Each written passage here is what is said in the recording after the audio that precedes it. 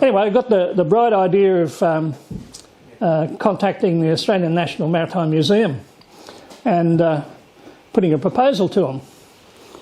So firstly, just to give you a bit of a background, it's a Daring class destroyer, and it's the only ship that of its class still preserved. It's the last gun destroyer. Most ships, as you know, have missiles on them, and this gun destroyer only fires about 20 kilometres as opposed to missiles at 300 kilometres. So it was commissioned in 1959 and served until about 1986. And then the destroyer was loaned to the museum at its opening in 1991 and then transferred completely to the museum in 1997. Interesting part about it is the Navy just sort of untied the ropes and pushed it to the museum. They took nothing off it. So all the cutlery, crockery, furniture, everything on board, manuals, you name it, it's all there. The only thing they took off were the code books. Spoil sports. So the Vampire escorted the Sydney, HMAS Sydney to Vietnam 6 times and escorted the Britannia when the Queen visited Australia. So it never actually fired a shot in anger as such, but it was there ready to do so if someone wanted to threaten the Sydney. Then for 3 years it turned into a training ship, and quite often visitors to the radio room are ex-ship's crew who trained on board and want to reminisce about what they did and how they did this and all the things they got up to and that sort of thing. Quite interesting. We learnt so much from that.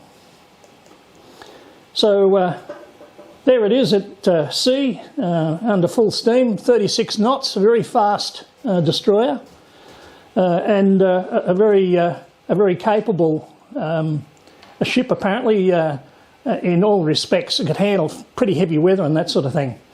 The radio room is just in there.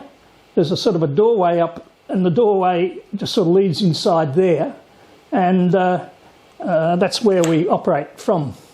It's actually got 3 radio rooms. There's one in behind the bridge, just in there. There's a very small door, and it would only be about the size of probably 2 toilets. And there's VHF and UHF capability inside there. And then down on the other side, on the far starboard side, there is another HF transmitting room as well. So ships always have built-in redundancy. Their engines are staggered in case they take a torpedo. Their boiler rooms are staggered in case they take a torpedo. So they're able to perhaps limp home on one motor and one boiler somewhere. So that's sort of the layout of the thing. So I contacted the Australian National Maritime Museum and I proposed a special event to set up somewhere on board the ship and transmit HF and generally have a bit of fun. And would you believe, I asked a few amateurs would they want to join me, and funnily enough they wanted to follow my crazy harebrained scheme, and we set up. We established on that special day a multi-band vertical antenna on the helipad and a link dipole on the aft of the ship.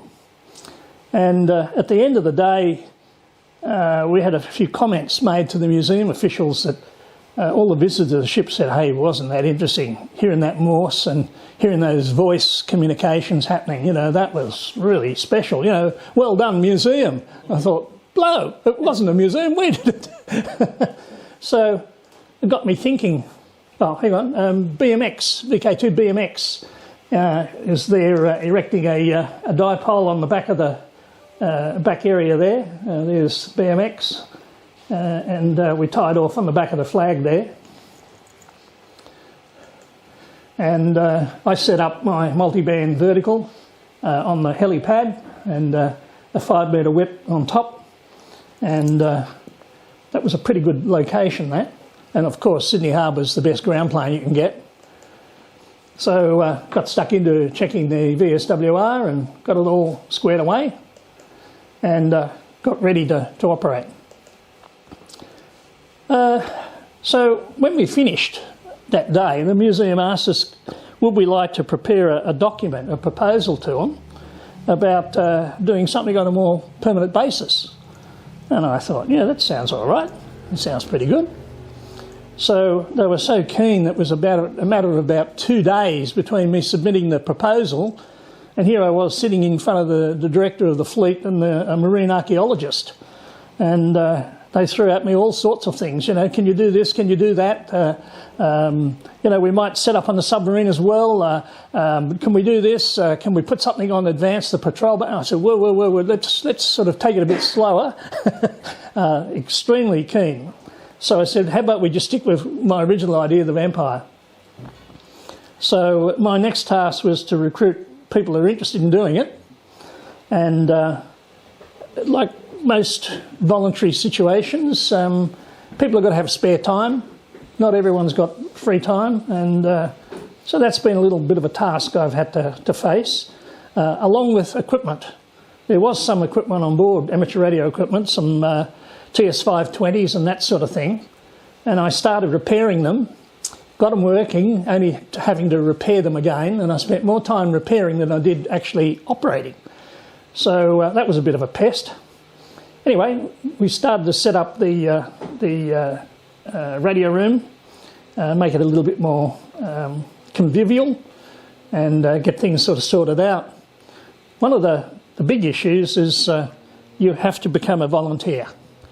They won't have you unless you volunteer to be a guide. So you've got to jump through the hoops and have your working with children certificate and national crime check and that sort of thing. Well, I had both of those because I was formerly a teacher, so that was no task. And within a year you've got to do the training on the ships that you're going to guide so that you can answer all the silly questions that people ask. And some of them are really profound. Like I had one young boy the other day who had to take the prize for the best question. He said, quite seriously, where do they store all the dead bodies on board? And I said, dead bodies? He said, yeah, when it's war. Where are they? I said, over the side, sea burial. But I said, your question has to take the cake for being the most interesting question this year. There's no such thing as a dumb question, but there are a lot of inquisitive idiots. Yeah. So the guide training is actually very, very good. They take you through all the statistics, and because people invariably say, how many people served on board, and what are the lengths, and how far can this thing go without refuelling, and what's the limitations of the ship, and so forth and so forth. So after a while it becomes second nature when they say, oh, how many officers on board, and you say 30, and how many crew, 250, etc., etc. Anyway, there's the captain's chair on the bridge. Colin VK2CAR, her uncle served as the XO on board the Vampire, and she's got a wonderful photograph of him sitting in that seat on duty. So rather interesting. The other advantage, I guess, is that we get special entrees into other museums. They set up a bus and take us to various museums and so forth, and they have special launches and history days and behind-the-scene presentations. Very recently, I don't know whether you're familiar with the Crate Z-Force Commandos, celebrated their 80th anniversary of the sinking of shipping in Singapore. And I actually videoed that presentation at the museum, and I was asked if I could send Horry Young's original message in Morse to make it authentic. So I sent his message, and when I looked at it, it had A.C.N.B. Mission successful back in Australia on the 7th of September or something like that. I thought, what in the devil's ACNB? Anyway, I couldn't figure it out, and I got in touch with Canberra, the War Museum, and asked him, and he said, that's simple, it's Australian Commonwealth Naval Board. Figures. So he was sending it to them to let them know that the thing was successful. So we get a lot of visitors, and as I said, ex-service people, ex-chefs and stokers and radio operators and weapons technicians.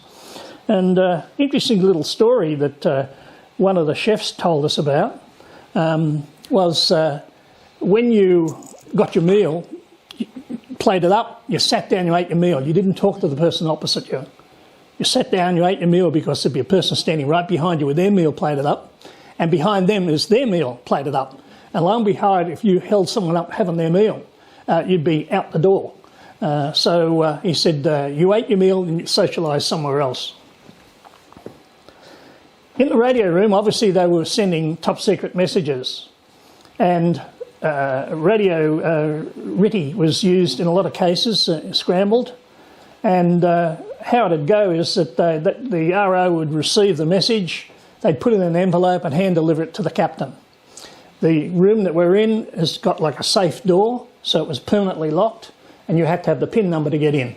And as I understand, there's only 6 people on board had access to that particular area, including the captain. So, pretty secure area. Now, if the ship was going to be boarded, they had a very simple thing with their code books. Had a big canvas bag with a big lead weight and holes in it. So they'd put the code book into the canvas bag, and over the side she goes. So if you want to go and follow it, good luck to you. And up in the ops room, which is where they control war when they're at war, was a similar setup with another canvas bag, and they'd take the code book out of the safe, into the canvas bag and over the side. This is some of the equipment used in the encryption. I've managed to get one of the R1051D receivers going, and beautiful receiver. Inside is all modular. When you undo the 4 screws, it rolls out like a filing cabinet, and each is modular arrangement with the best possible components you've ever seen. And I looked up, I found an actual manual for one of them, and the accuracy and sensitivity of these things is unbelievable. We set one of them on the dual repeater, the 28 meg repeater, and people marvel at hearing the Morse beacon IDing.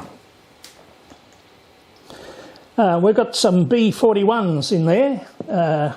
In fact, I think this is the biggest collection of those I've ever seen anywhere. In London, the Imperial War Museum has a collection of them, but I don't think they've got as many as what we've got on board the ship. There's 5 there, and in the foyer I think there's about another 4 as well. So it's the biggest collection I've ever seen anywhere. I had one. Did you? Yeah. Good luck. Have you also still got the hernia from carrying them? Yeah. My wife made me get rid of it. Yeah. They are heavy. Oh, you're not kidding. They are heavy. That's what the 40 stands for. Yeah. So, after spending numerous hours and frustration getting a TS520 and a TS130 working, I happened to be out of Dural one day, and they said, oh, you know, we should be really supporting you guys. I said, well, you know, we've put quite a few of our own dollars into aerials and coax and fittings and all sorts of stuff, you know, clocks and you name it. And they said, oh, well, what about we give you an extended loan of an ICOM IC718? And I said, oh, lovely. So we started off with that, and that has been the mainstay of operations. Anyway, I got talking to one of the directors one day at the museum, and I said, look, you know, I'd like to be able to do more than just, you know, a bit of voice, a bit of Morse. I want to sort of do other stuff. I put up a QR code, and we display that in the communication centre or the radio room, whatever you like to call it. And anyone that really shows some interest, I get them to scan the code, and that refers back out to AR New South Wales. Or I hand out one of these unique little cards. You perhaps have seen them once, twice before. And I put my name on the back, introducing them, and I don't know how many have actually responded and come out here, but anyway, one can only try. So when the museum became aware of the amount of time I was spending repairing, they said, well, what would you like? And I said, well, I'd love to get an ICOM 7300, thank you very much. And here's the supplier, and this is where you can get it, and they're available. So he said, oh, all right, okay, I'll flex my credit card. And within 2 days, we had it sitting on the bench. So we were very, very happy getting that. and it's the main unit that we're running. Now the ship has 7 35-foot antennas. These white ones here are fiberglass with like earthing wire through them. Now you can imagine the ship at sea with a fiberglass whip going like this all the time. It's going to work harden the cable inside very, very quickly. And I'm told by having sourced a technician that used to work on this ship, he said you'd be lucky if you had 1 out of the 7, I think it was 7, yeah, 1 out of the 7 working at any point in time. And he said you had to have a crane when it came in for refit at Garden Island to lift the whip off, unsolder the top, run the earthing cable through, solder it back on and get the crane to put it back again. So I figured that might be a bit beyond us to repair it. So we put up our own antennas. But I tell you what, we gave it a real good try trying to get the thing working. Believe you me, we spent hours fiddling around with the different antennas. So our arrangement we've got now is a 40-metre vertical quarter wave mounted on the gun deck, and the gun deck's the highest deck up the top. We've got a 20-metre vertical quarter wave mounted on the gun deck. We've got an off-centre fed dipole for 80 metres from behind the bridge to aft. And I built a 2-metre, 70-centimetre flower pot mounted on the bridge. So we have some very, very good antennas, and they work exceptionally well because Sydney Harbour's the other part of our antenna system. And believe you me, I'm amazed sometimes at reports we get. So as I was explaining, there's our 40-metre. We anchored off the top of the gun deck there. There's actually a gun that's normally there, but it's been removed. We've got just behind this, and it's a bit hard to see, but there's a 20-metre antenna in there, just in behind that radar dome thing.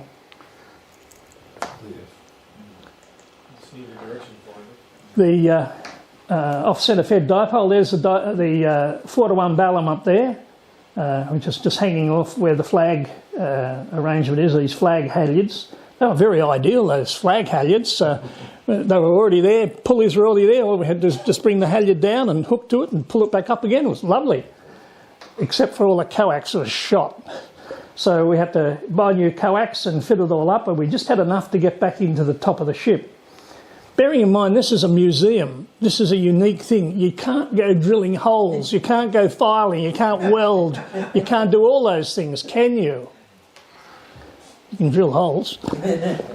Anyway, we put a little block on the other side over there, and we made 2 penetrations through the roof into the top radio room, and then down through what I call yell tubes.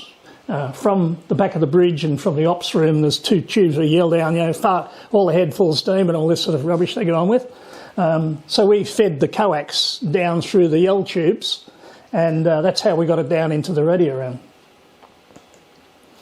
The end of the off-centre fed dipole is on the back of the aft section there, on the handrail there. And it was a bit of a funny day because once again, we've got to remember it's a museum, delicate thing. We had about 7 people from the museum watching us. And in the end, the second in charge of the fleet came down, and he had, I think there were 2 shipwrights. I think it was a boilermaker, and I can't remember what the other guy did, but they were all into it. They were making sure we didn't touch the museum piece, they wanted to make sure things were done right. Anyway, we assured them that we weren't about to sink it or anything, and they were pretty happy with our results. And a bit of a joke, one of the shipwrights I said, oh, better make sure it's tight there. And he said, I guarantee my knots. I guarantee my knots. Okay, so as I said, we've got one of the original ship's receivers up and running, and that's this particular one it's just out of shot. It's just up there. There's 9 of us on the roster, and we each take turns at being there. Ideally, if we've got 2 people on board, it's great because we can be operating the radio and we can be explaining to visitors what's going on. Because bearing in mind, this is probably the first time people have ever seen any HF communications in their life. the other day when I was on board, last Saturday, there were a couple of Texans came in, and husband and wife, and I had a contact on 30 metres into Japan, and it was 5 and 9. And she said, "Oh, where's that? Is that North Sydney or somewhere?" You know, because she was new to Australia. I said, "No, that's not North Sydney." I said, "You've heard of Japan?" She said, "But that's so clear." I said, yeah, it is. I said, "Under these conditions, it is." I said, "Other times, we may not even get over our back fence." But I said, it was really good signals, and they were there for 45 minutes, asking all sorts of questions. And if they'd been local, they would have got one of those little cards. So we're into a variety of modes. CW, we've got PET frequencies of 14,900 and 7,150. Why I chose 14,900 is because I regularly talk to Dave Starkey, G4AKC in Blackpool in England, of an afternoon on 14,900. And there's a group of us that get on there. There's Craig, who's in Spain. He and I and a few other people get in there and we have a bit of a chat. And I often use my clansman as well down near the ocean. And it's very easy to make the UK on 20 watts. If 190, sorry, a typo. I beg your pardon, a typo. Yes, that would be a bit funny, wouldn't it? 190, sorry, 190. And the other one for around Australia is 7150. So they seem to be our PET frequencies. We've introduced slow scan, and we've had a few slow scan contacts. And the other day, one of the other guys in the team had a lot of FT8 contacts around the place. So that was a lot of fun. So, have you ever transmitted from a destroyer? Hands up. So we invite people, if they've got a licence, to come down, operate the station VK2VMP. And I think we've been instrumental in bringing some overseas visitors. In fact, you'll see what in the video in a moment. We had a chap from ZL, and it turns out he was an editor of an amateur radio magazine in New Zealand, and he gave us a 2-page spread in their New Zealand magazine, which was pretty good. And I had another contact into Japan, probably about 2 months ago, and he said, if I ever get to Australia, I'll come and see you guys. Lo and behold, 2 weeks later, he was standing right in the room. He said, I had to come and see what you guys are up to on the destroyer. He said, I've never heard of anything like this. So two interstate or international visitors, which was pretty good. There's lots of superstructure, which is good and bad, because you can hang antennas off, but it also can interfere with your antennas. So we had to be really judicious with where we were putting the antennas. There's some lovely antennas. There's a lovely one there, just mounted on the side of the funnel there. And at first I thought that would be great to sort of get that one going, because that's a lot smaller than the other bigger ones that I spoke about. But bearing in mind this is a public utility, and you have to have signed documentation to get up onto the gun deck. You have to have someone standing there watching you. They ask you questions like, are you feeling well and healthy before you climb this ladder? Those sort of questions. When was the last time you had your heart attack? You know, sort of thing. So and then, okay, you're allowed to go up onto the gun deck and install an antenna or do some adjustments. Interesting little sign, I thought. It said, warning, radio frequency hazards. Do not remain within the area shown by the arrow for any 2 minutes in every 20. So I remember when I worked at Garden Island, there was a big, on the DDG destroyers, they had a big yellow circle around the bottom of it.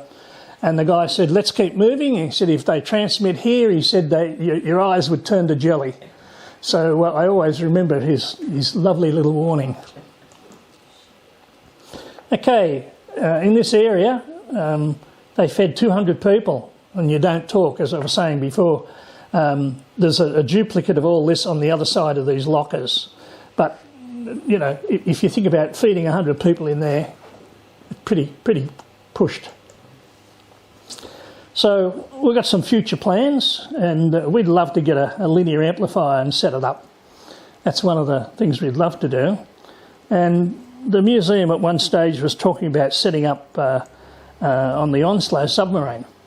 The only issue is that you've got one corridor which is not much wider than my shoulders, and for someone to be looking into the radio room would be holding up the procession of 50 people trying to look inside the submarine.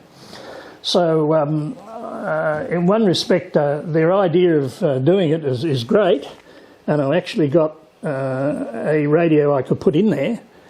However, I don't think it's real practical. So I think it's a pipe dream.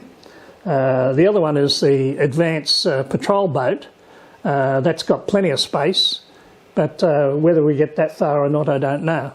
But we're having a lot of fun with Vampire, we really are. Was that the patrol boat they brought in during the Pacific 2023 exhibition? I'm not sure. They brought an APV up there. Yeah, I'm not sure. I'm sorry, I don't know. Just a couple of shots of Onslow to show you how tight it is. There's the operator's space, and the doorways is just here. So you've got about half an arm length between the back of the seat and the doorway. And this is they have a hydraulically operated vertical antenna. It runs on 2,000 psi. Well, all the hydraulics on board the ship are shot. So if they're at sea and they needed to raise it, there's this hand crank. So someone had to have the job of having to hand crank the vertical antenna up. Now, if they couldn't get that up, they'd have to go up into the conning tower, and there's on the conning tower there's a 45-degree piece of water pipe, looks like a bit of water pipe, and they'd put out like a 5-metre whip and clip it onto this bit of water pipe as an emergency antenna. But bearing in mind it's still a vertical over water, they probably did very well. When they're at sea and they want to have communications, HF communications, they have like a big buoy which they send out the back of the submarine, and it sinks and sits about 2 metres under the water. And that's how they actually receive their messages and send their messages under the water.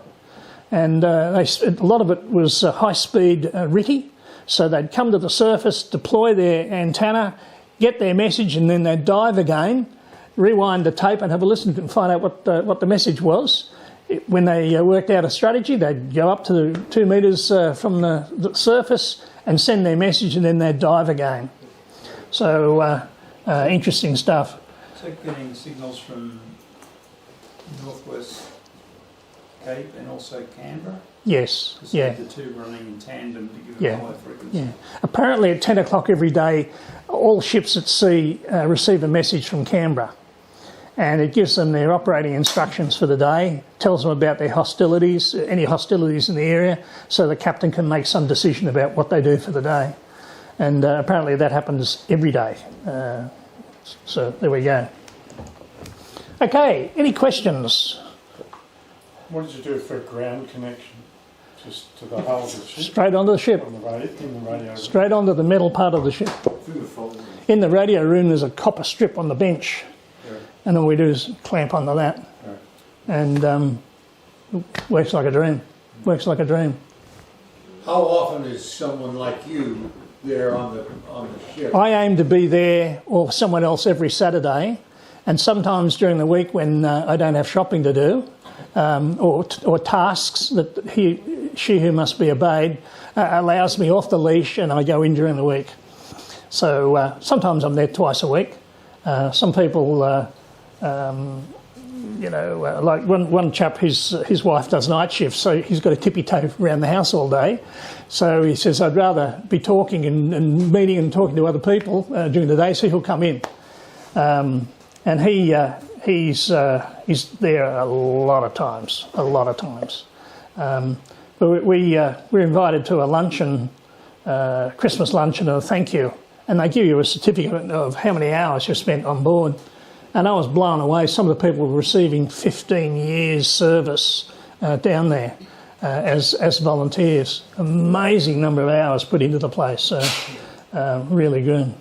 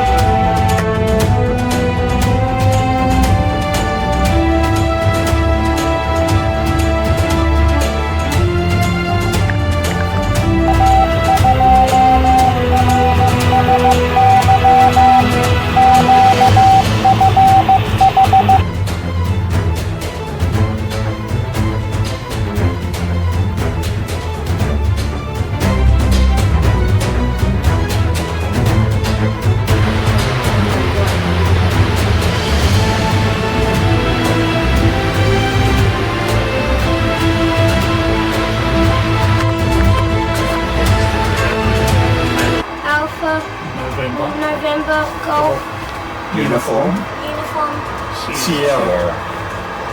Over. Right, over. over.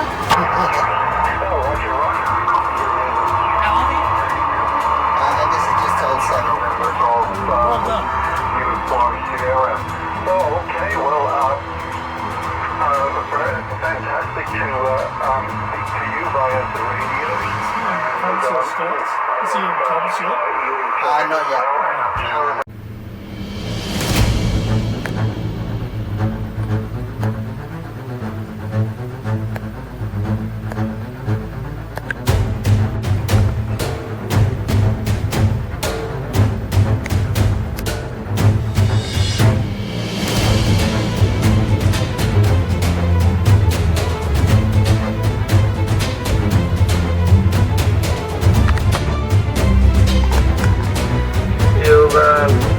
You open Adam already? Yeah, I'm covered in blue, so yes, I'm up. No, not Adam, but I was vertical on the outset.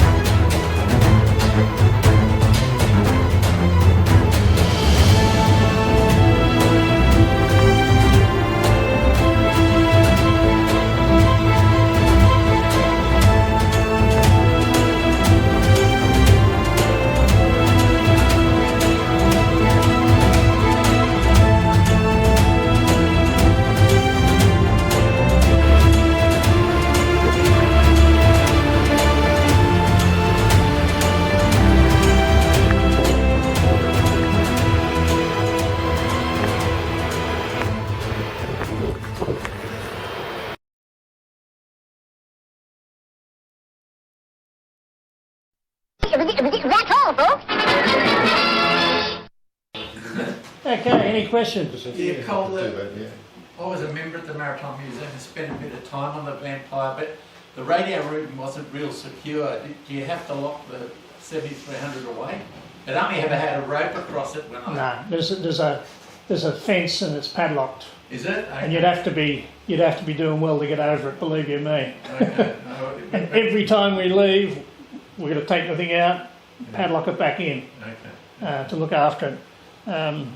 You know, between us, I've got some other HF rigs in there. VK2 PRC, he's got his clansman in there. He's got, so we've all got a lot of commitment financially as well. But bearing in mind the surveillance cameras on the deck, if anyone was untoward, I think we'd know about it very smartly. When it was first put there was a beautiful, on the operator's desk, there was a beautiful Bird 43 watt meter sitting just on the desk, just so you could reach in and grab it. And it sat there for years and years, and I thought someone's going to lift that one day, because they're worth the best part of $1,000. And it was just sitting there, and after a couple of years I went in there once and it was gone. But the dust around where it was sat, you could see where it had been there, just sitting there for years, but eventually it got to it. Yeah, we found one of the original logbooks of the Naval Radio Society, or whatever they call themselves. Yeah. And Neil, VK2CNI, was fairly predominant in making contacts in there and also operating on board. But a lot of the gear that we found there was just beyond repair. It looked good, but a lot of work. I don't know how many hours I spent on the 520 trying to get it, the receiver to work, and I'd get one bit right and the next bit would fail, and I think, oh, blow it, I'll just recap all this bit, and you know, you can spend hours on some of this stuff. And you'd get it right, and then the transmitter would go off, you know, and you'd get the transmitter working, and then the receiver.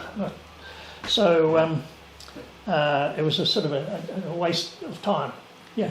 Colin, how noisy is that location there in the middle of the... It's lovely. There's no RF whatsoever. Oh, amazing. Can you believe that? No. I thought all those buildings and all that sort of stuff, there's got to be a lot of hash. Nothing. Nothing. It is terrific in that respect. And I was very surprised because when we did the special event, I thought, oh, we're going to really have to, be pretty careful with what we're doing and, sort of get around the noise. I turned it on. No noise. I thought, oh, it's a Saturday, that's why. Everyone's gone home, But during the week, it's just the same. Much to my surprise. Does that radar dish still turn, and can you get a feed line up to it? They're going to, one of their plans is to get the thing rotating, but it won't be, You reckon a feed line to it? it won't be, no, it won't be actually, it won't be actually operational. I think you put the TV repeater up there. See the dish It's a to bit it. low down there. But I can assure you, Run a live feed out from the radio room. I can assure you, I personally have had a lot of fun setting this thing up. I spent a lot of hours in there behind the scenes dragging cables and God knows what, and so have others. I'm not the only one. So it's been very much a team effort and continues to be a team effort because I can't do it on my own. And I'd love to be there every Saturday, but that's not going to be happening. But it's really good when you can introduce the hobby to people, and as I said, sometimes it's the first time they've ever seen it, and when you show them a bit of Morse, and they say, "Oh, yeah, I've never seen one of those in a movie once, Morse key. Oh, isn't that interesting?" And actually hear it, and I think that was one of the tipping things when we did the special event that really caught people's attention was Morse signals coming in. And sending Morse on the day, so that really hooked people. I think we continue to make our presence known. That as far as amateur operators are concerned, we might communicate amongst ourselves, but we don't communicate very broadly into the community, and that's my aim. Let the community know we exist. So I think we've been reasonably successful. How do you go for getting in there and parking? Do they give you parking, or do you? I don't park. Right, public transport or something? I found a wonderful way of getting in there. I pick up a bus at Pennant Hills and it takes me to Castle Hill, and at Castle Hill I get an express and it just rattles its way into Sydney to QVB. I walk across Piermont Bridge and I'm there. Yeah. And I sit back and have a bit of a snooze in the bus. But I would never contemplate driving in there. But they do have parking spaces, and if you want one, they'll allocate one for the day. When I've been taking equipment in, I've either backpacked it or I've taken it in by car.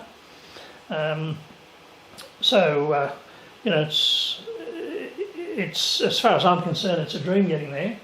The only time it's a bit of a nightmare is when they do track work and the trains are out for other people. It makes it a bit difficult. But I've learned a lot personally from being down there. I've learned a lot about the ships. I've learned a lot about how museums run. I've learnt a lot from people that come in. We get 50 or 60 people every day. Can you think of anywhere where you can promote anything where 50 or 60 people come in and talk to you about their hobby, whether it's sailing or stamp collecting or whatever? That's big exposure. A lot of it is tourists. A lot of them come in and say, "Oh yes, I'm from Texas and I'm call sign KY whatever," and they want to operate, which is fine. As long as they can demonstrate they've got a call sign, we'll let them get on the air. But it's been great. It really has been great. And if you've got time one Saturday and I'm down there, I'd be more than happy to show you around and put you in the chair and you get the chance to transmit from the destroyer. Hey Colin, how are you logging all your contacts? QRZ. QRZ log page, yeah. And that works really well. We can confirm what's happening. That's where it's handy to have two operators because, well, if someone's doing the contact, someone else is doing the laptop work or talking to the visitors. But we've got a big piece of perspex at the door, so it stops people hanging over your shoulders. It sort of finishes about here, and you're me there, and the visitors here. So we've got a nice sort of distance from people. The only thing we do find is it gets a little warm in there. there's no ventilation, so we've got a circulator and fan. But we all argue that we're in training for Dubai. Any other questions? Do they ever take the ship to get the hull cleaned in the dry dock? Sorry? Do they ever get the hull cleaned? Oh my word, in January it went over to Garden Island and they spent $1 million painting the ship, and they've put some preparation which will preserve the hull for 50 years. Wow. It's a new technique that was done inside and outside, and apparently it's quite revolutionary. And the submarine goes, I think at the end of this month, into dry dock as well. They're going to scrape its bottom and do the same preparation again, because there's a couple of little holes in the submarine, so that could be a bit eventful at some stage.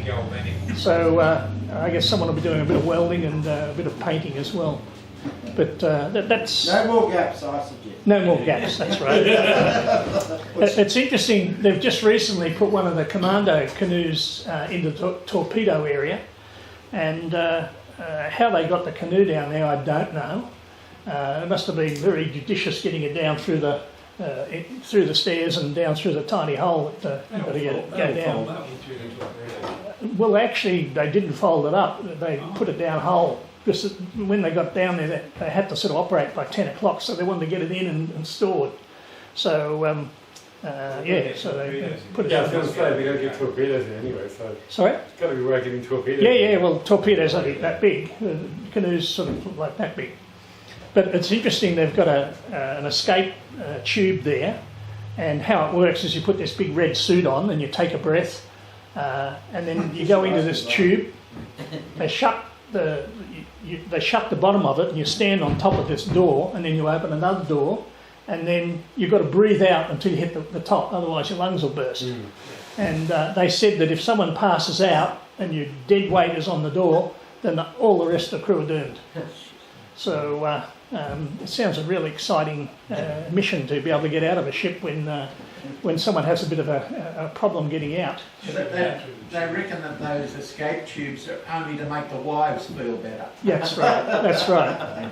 Well, I was only reading today about I think it was Indonesian submarine. I forget the name of it. That sunk about 5 or 6 years ago, and they only came across it by chance, and no one got out of it. Something like 56 people perished because when they did do a submergible thing, they found out that the escape hatch had been jammed, so no one was getting out of it. So one of my mates was rejected from the submarine service because he couldn't do the decompression from 100 feet, surfacing from 100 feet under. Right. They have big tanks and stuff, and they go and jump under the wall. Yeah. They have to come up from 100 feet, and he couldn't do it. His seas wouldn't let him do it, so he couldn't be a submariner. Yeah. What struck me was the size of a vampire. It's very long and relatively narrow for speed. Yeah. So I can't remember how long it is. Can you notice that? Oh. I can't remember that. You're throwing a hard question. Yeah. Not 350 feet. 350 feet? I think I know that. Yeah. 50 or something. It still wasn't as fast as the old tribal class during the war, because they used to do 42 knots. Oh, right. Well, everyone sort of raved on about all the archaeologists and said that 36 knots was pretty quick. Yeah. And its turning circle too was pretty good, apparently. If they had to. You still couldn't get away from the aircraft carrier. No. I tell you what, I went down into one of the spaces that visitors don't go down into, and it's just an oval hatch, and you go down about 20 ladders, 20 steps down a ladder, and there's just 3 or 4 bunks, light bulbs, no portholes, nothing, and a cabinet about probably about half the size of that filing cabinet, and that's where a sailor's got to store all their gear for 6 months, in half a filing cabinet like that. Now, when the was it the Vendetta? Not the Vendetta. The Voyager. When the Voyager turned in front of the Melbourne, it went right through that particular room. Those people would have had no way in the world to know what was happening. They would have been instantly drowned or crushed in that room. And I think a jail cell would be more, hospitable. And they bring you 3 miles a day in jail. Yeah. You know, So Colin, it would be good if we could get a few other museum boats on the air. well, we did enter the museum ships on the air weekend. Conditions were terrible. I'll tell you an interesting story that in Brisbane, in the Brisbane Maritime Museum, there is the HMAS Diamantina, yeah. which is, I think, probably the only example of a Second World War river-class frigate. They were used in the Atlantic War. But my father, who was seconded from the South African Navy to the Royal Navy, he was on one of those boats in the east. Oh, right. Yeah. Well, when I registered the Vampire for the museum ships on the air, there was 200 ships registered through Europe and through America, and there's something like about 36 submarines in America that are museum ship pieces. They have an astonishing number of frigates and light destroyers and aircraft carriers and you name it, tugboats. They've even got a lighthouse, a bit like Carpentaria, that's down at the museum. And we thought, well, we're going to be able to contact one of them, but the conditions were terrible. And we stayed on, we actually slept on board. We got there Friday night, we left Sunday night, and we had someone continuously manning frequencies and putting out calls and to no avail. We worked all around Australia and New Zealand, no problem whatsoever, but we didn't get one museum ship. And I was sort of hoping to be able to do the write-up and go back to the museum and say, oh, you know, we got 30 museum ships on the air, and they were very excited about it. They went out of their way to help us for the weekend, to open special kitchens and made toilet facilities available and that sort of thing. So they really wanted it to happen. So come July this year, we're going to be in there again. We'll try and do it again and see how we go. Maybe with a PA this time. Sorry? Maybe with a PA this time. Yeah. I'm working on that. So Colin, it sounds like the Maritime Museum is quite well run. I mean, what's your impression of it? It is very slick. It is very slick. Their media machine is excellent. Their marketing machine is excellent. In fact, I had a meeting not that long ago with one of the curators there, and I said, look, I have to compliment the museum on their marketing. They are brilliant. You know, you name an event and they can hook the museum to it. Father's Day, bring your father down to the museum, you know. Mother's Day, spare Mother's Day, you know, spare mother from cooking. Bring her down to the cafe and have a meal at Ripples and go on board a ship and that. They don't miss a beat. And this week is, the Antarctic week from the 18th to the 25th. And I actually met last Saturday with a curator and he was saying, can we get involved with this Antarctic expedition? And I said, we'll certainly give it a shot. Turns out... Dave JDS was on the 7130 net earlier this week as well, from Antarctica. Okay.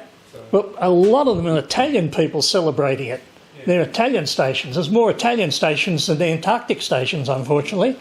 So I didn't get that excited when I found out there was more people off the continent than on the continent. But you're really relying on the people that are available when they're not working to be able to get on the air. So that's the issue. So I didn't get too involved with the Antarctic project. Any other questions? Very good. Okay, we're done. Good. So I've got my quiz for you. Where was the Vampire built? Cockatoo Island. Had worked over 1,000 contacts into Antarctica, and she came down for the day and we sat and talked, and she had a shoebox full of QSL cards from various contacts her father had made, and she said she's got a few bits and pieces that she's going to donate to the cause.